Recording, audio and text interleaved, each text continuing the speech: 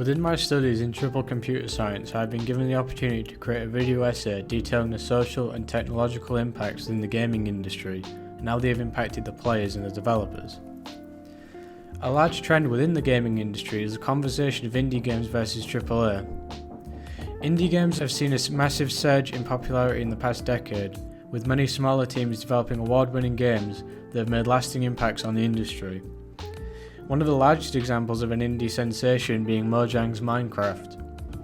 Indie games are developed by much smaller teams with much less resources. AAA games are traditional games created by company-funded teams of much larger sizes, such as games created by the three big pillars in the industry: Nintendo, Xbox, and PlayStation. Indie games typically leave a much more consumer-friendly mark within their users, with actions such as allowing content creators to use music within the game, which has unfortunately been a shortcoming with many larger companies, such as Nintendo being infamous for taking down any video using music from any of their games. Indie developers are also much more supportive of fans wishing to make their own content for the game in the form of mods, which are normally off the table for most AAA games. A great example of this is the indie game Celeste. The game is about a girl named Madeline climbing a mountain called Celeste. The game was lauded for its amazing soundtrack composed by Lena Raine, as well as the composer's willingness to allow users to use the music within their own content. Lena also hosts live listen-along streams, allowing members of the community to listen to the music live along with other members. The choice to be more consumer-friendly towards players is very impactful within the industry, as it encourages not only the celebration of the games and the music created, but also the communities surrounding them. The relationship between developers and players is very symbiotic. Developers can't create games without players, and if players do not wish to spend money or time on a game, developers can't continue making them. And with large companies such as Nintendo disregarding this fact, it seems very outdated and depressing to see them completely disregard their community. The consumer-friendly attitude expressed by indie developers come from a passion of making games, and it makes smaller companies more memorable outside of just the games they create. By maintaining a positive consumer impact, the users, developers, and the industry will all greatly benefit. Another trend that has seen a lot more conversation recently is the implementation of digital rights management, or DRM.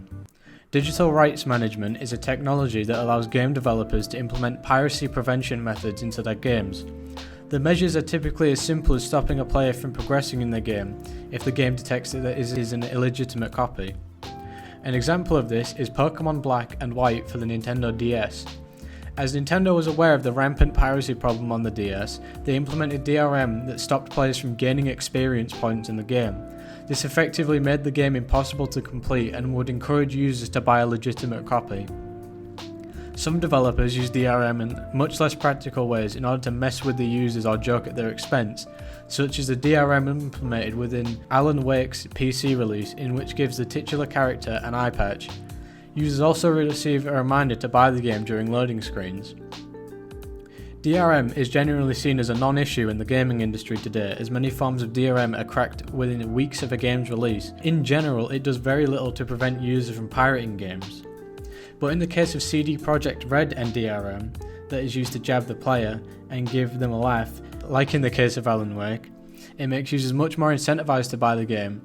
When reacting to the piracy of The Witcher 3, CD Projekt Red famously said that they ultimately don't care if players choose to pirate the game, and they wouldn't chase players with the police, as a quote. However, they encourage users that pirated the game to think about purchasing the game after they have played it, or purchase future releases if they would like to support the developers.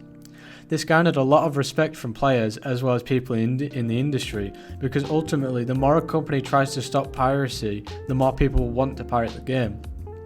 Gabe Newell of Valve fame also weighed in on video game piracy, stating that it was an issue of game availability rather than game pricing. DRM can be helpful for developers in some cases, however it is becoming a lot more common, especially for indie developers, to not be too bothered by piracy, opting more to convince players to fund the development if they enjoy the game, or at the very least promote the game in order to encourage more people to try the game. In some isolated cases, DRM can harm the gaming industry, like with the PC release of Capcom's Resident Evil Village. The DRM that Capcom had implemented into the game had been notably affecting performance of the game, causing it to run significantly slower on official copies over those that were cracked, meaning pirated and with the DRM disabled. This caused players who bought the game to be justifiably upset with Capcom, with some users pirating the game just so they could play it even after purchasing the game legally. Capcom 1 week after would release a patch that would fix the issue that was seemingly caused by a DRM technology called Denuvo. This technology has been criticised in the past for demanding high CPU usage, causing the aforementioned performance issues. This left a large impact on not only the game's sales but the larger gaming community, with people arguing that DRM is more of a hindrance to users than a benefit to the developers.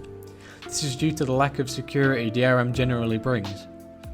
Games that have DRM, especially ones that are highly anticipated, take almost no time to crack, with pirated versions of the game being available to download sometimes as early as weeks after the official release.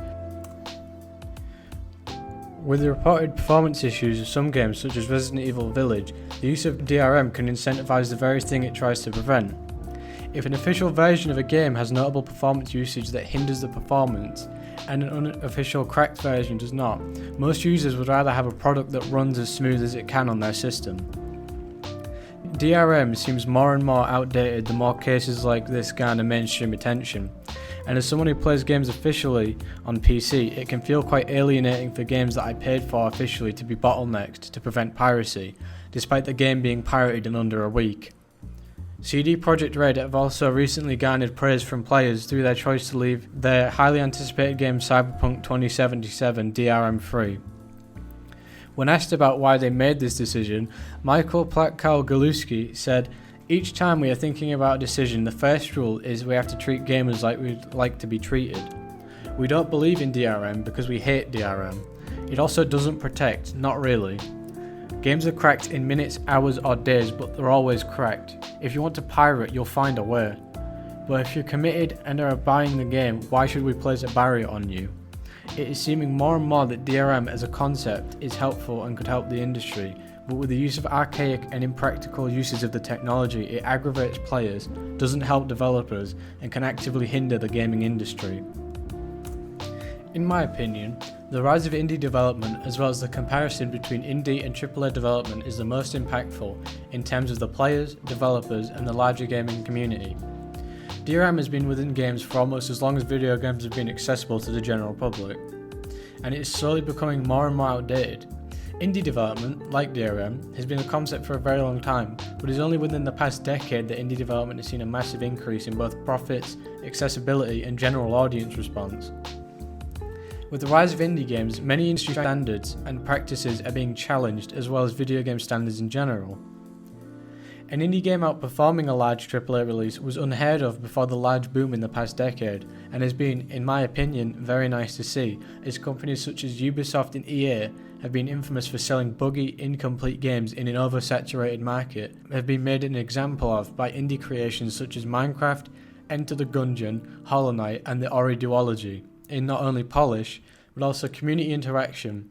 As with many indie games, the developers that are much more supporting of mods, song covers, and in general encouraging the community outside of just playing the game. DRM, on the other hand, has been a hindrance on developers and players alike, and negatively impacts the industry without any benefit, as the minimal security it provides can be circumvented within days. The only benefit it provides is that pirates can get a version of a game that initially runs better than the official release, until the official release is patched so that performance is not impacted as much. When the entire purpose is to prevent piracy, it seems counterintuitive. It punishes users who purchase the game legitimately and incentivizes piracy. Thank you for watching and listening.